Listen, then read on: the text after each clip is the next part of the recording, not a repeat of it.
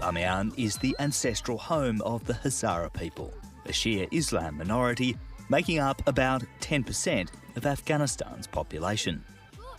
Well, it's all a tremendous amount of fun, a lot of hard work, especially having to go up under your own steam.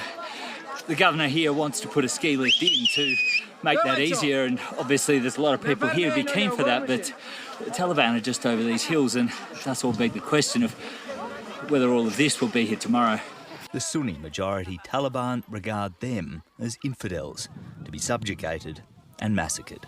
So that row of tents is what they call the 0 point. It's the crossing from Myanmar into Bangladesh.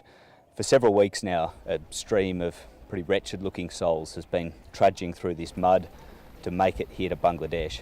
But what awaits them when they get here is not the persecution and violence they've fled, but a different kind of hell. This is how the internet works for the vast majority of those who are online. Prepaid data connections, which are accessed entirely through smartphones. Earlier this year, Google's rival Facebook suffered a humiliating defeat at the hands of Indian regulators who ruled that its Free Basics program violated the principle of net neutrality. Now, as Google moves into the provision of Wi-Fi hotspots, it insists it's learned from its competitors' mistake. We begin in the once picturesque fishing village of Denali with this story from reporter James Bennett and cameraman Simon Winter. Emerging from the ashes, one incredible tale of a family's separation, survival, loss and ultimately reunion. I managed to run through and get to the water's edge, which was a kind of a sanctuary. A few minutes later an image arrived, which was really, it's still quite upsetting to see the image. It's of all of our 5 children underneath the jetty, huddled up to neck deep. This is not a smoking gun. It doesn't prove Julie Bishop knowingly misled Parliament. The opposition's dogged pursuit reflects its hope the issue could provide Labor an opportunity to counter one of the government's strong suits with voters, its handling of national security. The ABC's James Bennett was there to see Cadel Evans ride into history.